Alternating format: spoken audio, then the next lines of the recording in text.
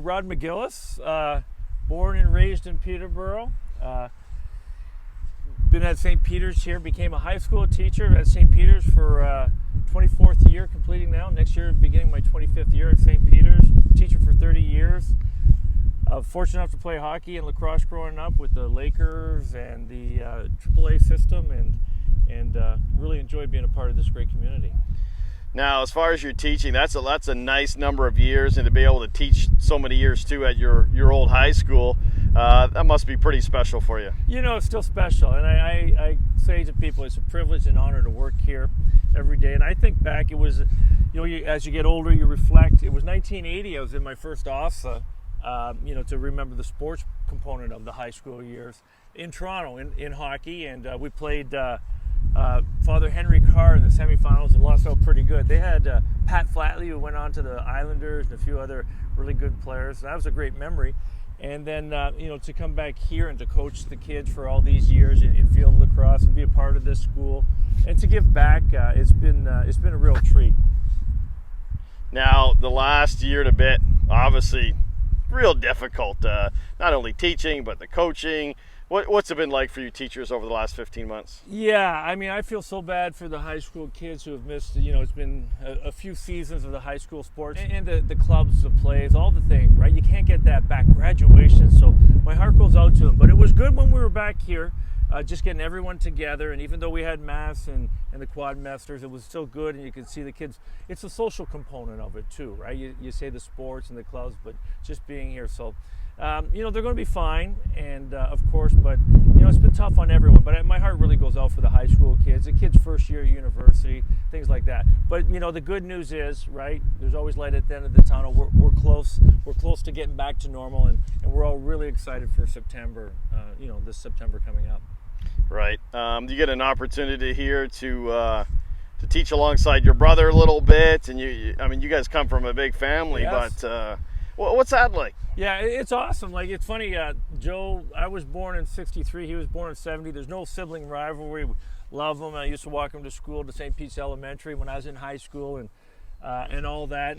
And so to have him at the school is a lot of fun. We play off that there's a little rivalry. People like that, and we'll do, we did a hip-hop song contest against each other. I think we wrestled one year, just, at the Spirit Days, right, and things like that.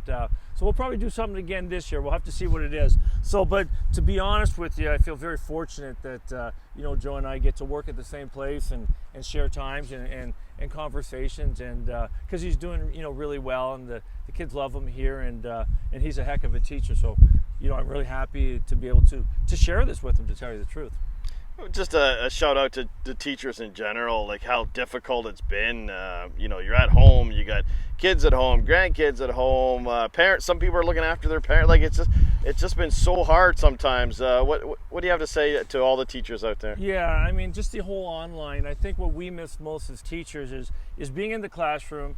And working with the kids and developing that personal relationship. It's really hard to do it when you're online, right? And to get that connectedness. So the teachers have done their fair share too. So I'm really proud.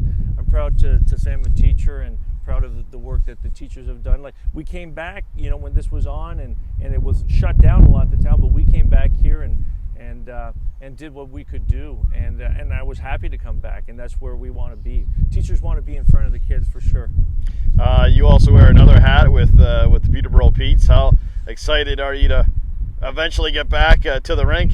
Oh man, you don't know how much you miss something until it's taken away, right? And so I've been with the Petes, like you said, since 2013. So this will be the beginning of the 10th season of myself with the Petes on the board of directors, and it's been an honor and privilege. I feel so lucky to work at St. Pete's and the Peterborough Petes. But to go down to the Memorial Center on the Thursday and Saturday night for myself and my wife, kind of to meet all the, our friends who are there, people we've gotten to know, because we're fans. We watch the game, we enjoy the game, and certainly, you're there broadcasting. It's just a sense of community we have in Peterborough when we go there, and so I can't tell you how excited. I can't wait until the season starts, and obviously the OHL is incredible hockey, excellent hockey, and we've got a great hockey staff, great business staff in place, but coach, GM, and it's going to be a different year too.